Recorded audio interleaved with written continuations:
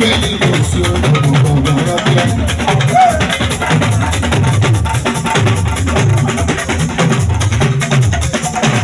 Nínú olórí ọkọ̀ kan òdòdó jẹ́.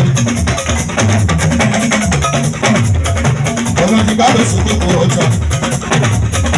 Ọkọ̀ ọdún ìlera. Ìyé bíbọ̀ wọn. Lọ́wọ́ sọ ilé òkè ìgbàgbà ṣẹ́bíà.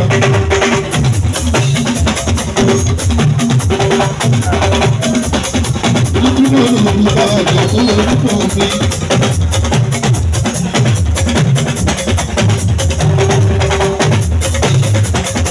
Àwọn ọlọ́jọ́ kan ní òkè àlàyé.